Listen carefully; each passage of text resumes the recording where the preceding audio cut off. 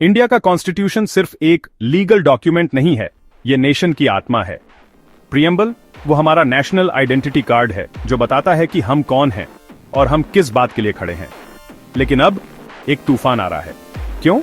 क्योंकि आरएसएस के एक सीनियर लीडर दत्तात्रेय होसबोले खुले तौर पर सवाल उठा रहे हैं कि क्या सोशलिस्ट और सेक्युलर प्रियम्बल में होने भी चाहिए या नहीं।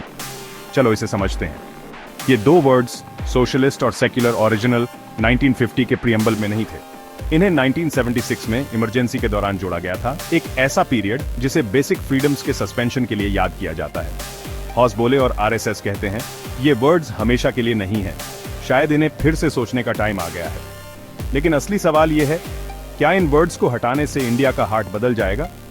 सोशलिस्ट का मतलब है कि सबको फेयर चांस मिले, इकोनॉमिक और सोशल जस्टिस। सेक्युलर का मतलब है कि हर रिलीजन को एक जैसा ट्रीट किया जाए, कोई ऊपर नहीं, कोई नीचे नहीं।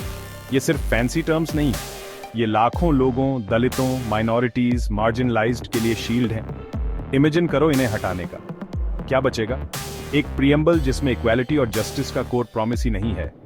क्रिटिक्स कहते हैं कि यह सिर्फ वर्ड्स के बारे में नहीं है, यह इंडिया को एक सिंगल रिलीजन स्टेट की तरफ धकेलने के बारे में है, जो हमारी प्लूरलिज्म को, जो हमें डिफाइन करती है, खतरे में डाल रहा है। और यह सिर्फ पॉलिटिक्स नहीं है, यह ट्रस्ट के बारे में है। 1.4 बिलियन लोगों का उस कॉन्स्टिट्यूशन पर ट्रस्ट, जिसे उन सबको प्रोटेक्ट करना चाहिए।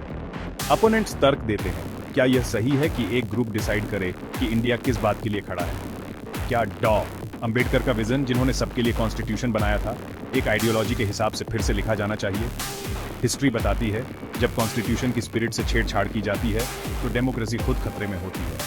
तो मेरा टेक ये है, प्रियम्बल सिर्फ वर्ड्स नहीं है, यह हमारी फ्रीडम स्ट्रगल की लेगेसी है। इसे बदलना, वह इंडिया की आत्मा से छेड़छाड़ करना है। ये बोलने का, साथ खड़े होने का और उसे डिफेंड करने का मोमेंट है जो इंडिया को इंडिया बनाता है।